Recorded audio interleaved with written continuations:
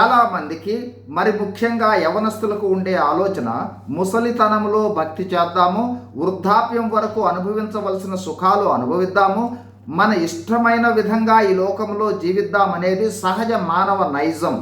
వృద్ధనారి పతివ్రత అన్న సామెత వలె వృద్ధాప్యంలో భక్తి వస్తుంది, భక్తితో జీవిద్దాం అని అనుకుంటారు. అయితే వాస్తవం వేరు. ఒకటి, వృద్ధాప్యంలో మనసు మారుతుంది, స్వభావం మారుతుంది అనుకునే వాళ్ళు గమనించవలసినది, వృద్ధాప్యం వలన మానవ నైజం మారదు. మానవులంగా ఇలా జీవించాలి అలా జీవించాలి అని తీర్మానించుకున్నా జీవించలేము. ఏ వయసులో ఉండవలసిన లోపాలు ఆ వయసులోనే ఉంటాయి. ఎందుకంటే ఈ శరీరం ఎప్పుడు లోకము వైపు పాపం వైపు లాగుతూనే ఉంటుంది. ఇది శరీర నైజం.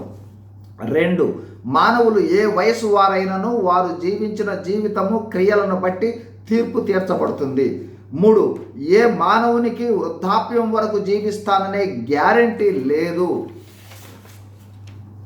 వృద్ధాప్యంలో భక్తి చేద్దాం అని అనుకుంటున్న వారితో దేవుడు అంటూ ఉన్న మాటలు, మానవ జీవితం ఆవిరి వంటిది, గడ్డి వంటిది, చేద మీద బిందువు వంటిది, అలా కనిపించి అంతలోనే మాయమైపోతుంది. 4, నీ ఇష్టానుసారమైన జీవితం నీ కుటుంబానికి నష్టం తేవచ్చు. నీ చెడ్డ స్వభావము అనేకులకు ఆదర్శమగుడు చేత అనేకులు తప్పు మార్గంలో వెళ్ళుటకు కారణం కావచ్చు. నీ కుటుంబ సభ్యులు, నీ పిల్లలు నిన్ను అనుకరించడం చేత కేవలం నీవు నష్టపోవటమే కాదు, అనేకులను నష్టపెట్టి కష్టపెట్టడానికి కారణం కావచ్చు. ఈ విధంగా మరెన్నో ప్రత్యక్ష పరోక్ష నష్టాలు ఆలస్యం చేయటం వలన కారణం కావచ్చు. అందుకే బైబిల్ గ్రంథంలో అతి ప్రాముఖ్యమైన మాటలు ఇప్పుడే నేడే, అంటే తడవు చేయకుండా దేవునిని నమ్ముకొనండి, భక్తి చేయండి. లోకంలో పాపం లేని వాడు ఎవడూ లేడు. సర్వమానవ పాప పరిహారార్థం యేసు ప్రభు కల్వరి శిలువపై క్రయాన్ని చెల్లించి మరణించి సమాధి చేయబడి తిరిగి లేచాడు.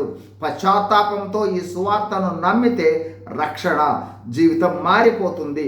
దేవుడు నీకు సహాయం చేస్తాడు.